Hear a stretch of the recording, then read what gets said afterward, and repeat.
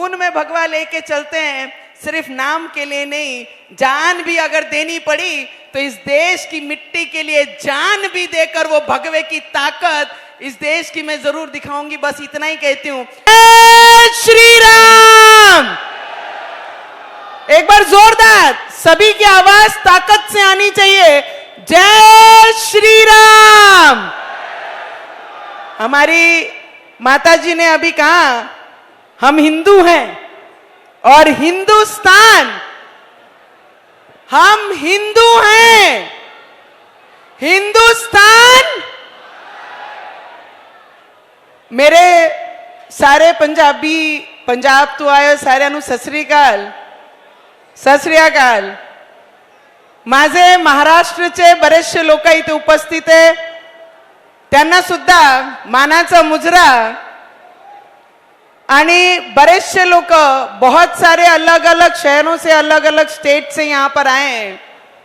मुझे पता नहीं आपकी भाषा क्या, आपका पंथ क्या, पर मैं जिस मिट्टी में जन्म लिया है उसका नाम हिंदुस्तान है और मेरी जात, मेरा धर्म ये सिर्फ हिंदू है।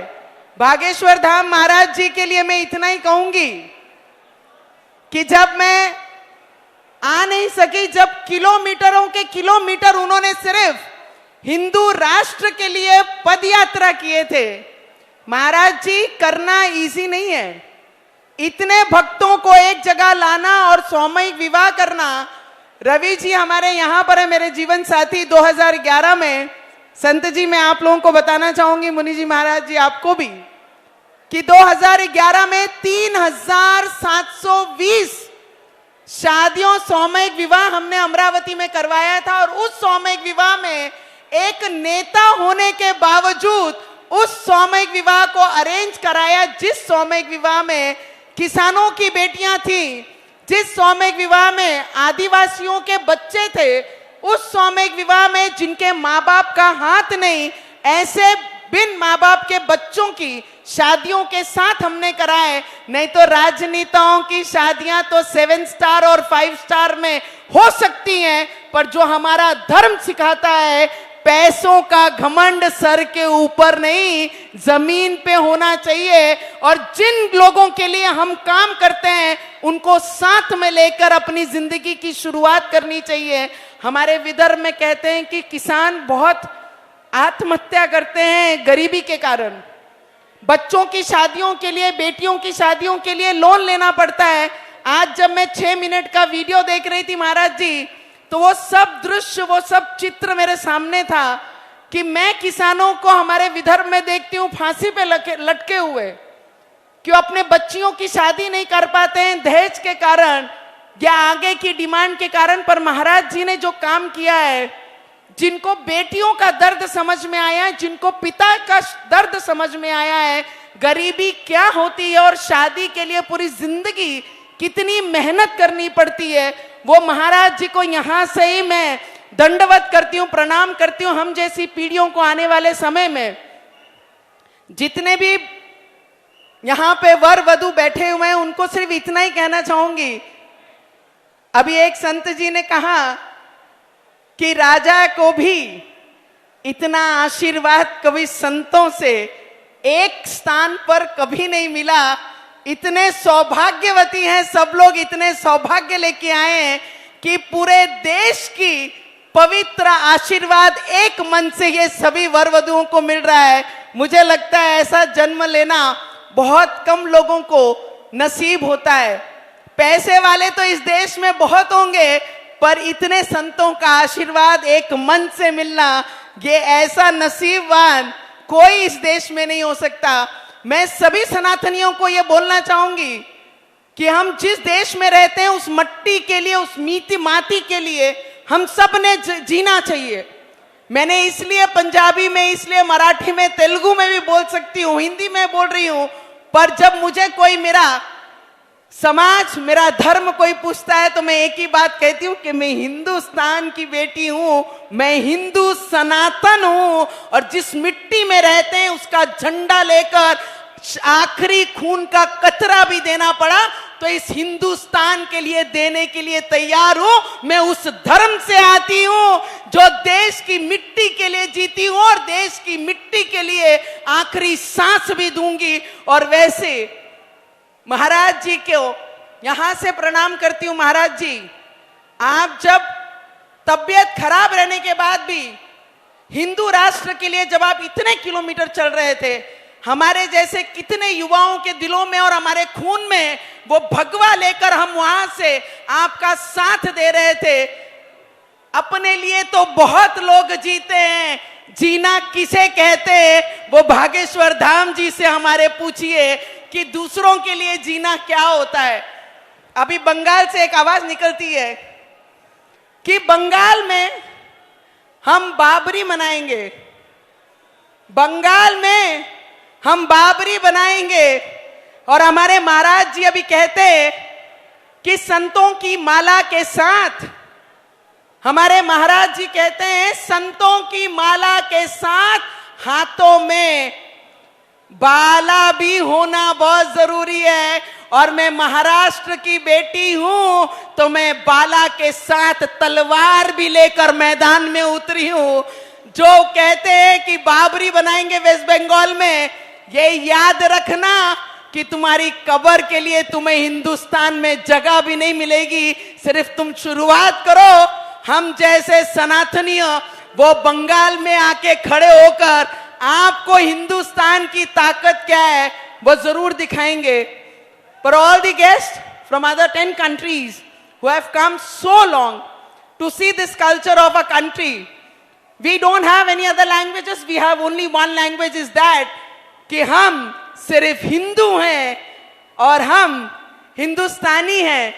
महाराज जी, संतों का यहां से मैं आशीर्वाद लूंगी। मैं भगवा चोला तो नहीं पहनती, पर भगवा चोले के विचार मेरे खून में लेकर मैं इस क्षेत्र में काम करती हूं। राजकारण में हूं, राजनीति में हूं, पर मेरे विचार राजनीति के लिए मैं कॉम्प्रोमाइज नहीं कर सकती। राजनीति के लिए मैं अपने विचारों को कहीं बेच नहीं सकती। मैं मेरे विचार झांसी की रानी छत्रपति शिवाजी महाराज इनको लेकर इस मैदान में उतरी हूं। पर जो सामूहिक विवाह कराकर हमें नया प्रेरणा दे रहे हैं, ऐसे संत को, महाराज को भी यहां से प्रणाम करती हूं कि आप लोग, कितने लोग अपनी जो बेटियां जिनकी नहीं है, जो सिर्फ आज सामूहिक विवाह में आए हैं, अपनी बच्चियों के साथ कितने लोग ऐसे गांव की बच्चियों का विवाह करेंगे? उन्होंने हाथ ऊपर करके बताना। खुद की बच्चियों का तो कन्यादान हर कोई करता है, पर अगर कोई गरीब बच्ची अपने परिवार में है, अपने गांव में है, उसका कन्यादान कौन कौन करने की इच्छा रखता है? हाथ ऊपर करके बताना। महाराज जी, यहां से बहुत सारी नई चीजें शुरू होंगी कि अब सिर्फ अपनी बेटी का नहीं, पर अपनी गांव की गरीब बेटी का भी कन्यादान या अपनी बच्चियों के साथ, बच्चों के साथ कन्यादान करेंगे। इससे बड़ा दान कोई कुछ नहीं हो सकता।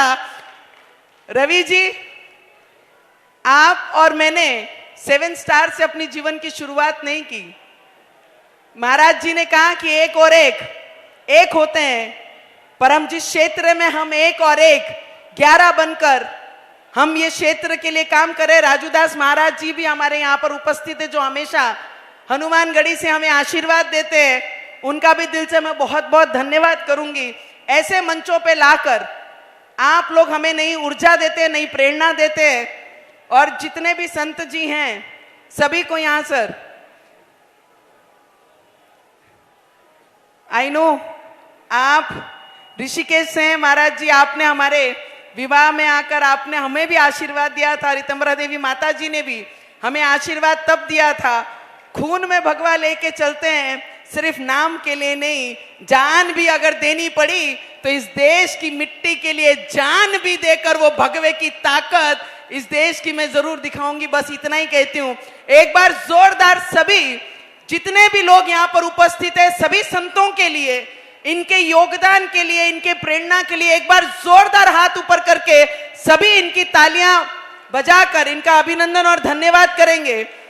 एक बार जोरदार भारत माता की, भारत माता की, वंदे वंदे भागवेश्वर महाराज की। तुम्हें झेलना पड़ेगा। हम बालाजी से इनके लिए प्रार्थना करते हैं कि ये सब आए हैं इन बेटियों को आशीर्वाद देने के लिए। हम इनके लिए प्रार्थना करते हैं कि बालाजी इनको आशीर्वाद दें। Today 300 daughters marriage, joy of the entire Bageshwar Dham family. Because of you, this holy event has become a globally celebration of kindness and faith. Thank you so much. जय श्री राम, जय Bageshwar Dham, his excellency every. सही गई भैया, सही बोल दी हमने। अंग्रेजी जानने वाले ठीक है भैया। अब गलत भी हो गई तो हमें कौन सा सॉरी बोलना है। आज हम बहुत प्रसन्न हैं बेटियों के विवाह में, और भावुक भी हैं। अंग्रेजी पहली बार बोल रहे तो भीतर की हार्ट बीट थोड़ा तेज है, हाँ, लेकिन हमको प्रसन्नता है अपने बागेश्वर बालाजी की कृपा पर, अपने गुरु जी पर। हमारे इस छोटे से गांव में जहां बालाजी बैठे हैं, यहां की दान पेटियों से बेटियों का घर बस रहा है, और उन बेटियों का बस रहा है जिनका कोई नहीं है। उनका विदेशी भी परिवार बन करके उन्हें आशीर्वाद देने आ रहे हैं। आज 8 ब्यूटीफुल कंट्री से लोग आए हैं, 8 देशों के राजदूत आए हैं।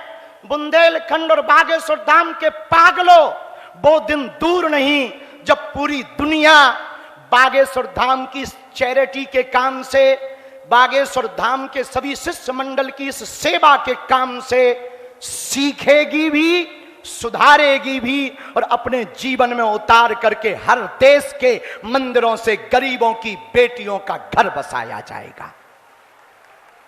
लेकिन उसके पहले भारत के मंदिरों से हम चाहेंगे गरीब बेटियों का घर बसाया जाए। भैया, ना तो हम फोटो खिंचवाने के लिए ये कन्या विवाह करवाते, न न्यूज बनवाने के लिए। ध्यान से सुनना, ये कन्या विवाह सिर्फ इसलिए करवाया जाता है ताकि किसी रोती हुई बेटी के चेहरे पर मुस्कान आ सके।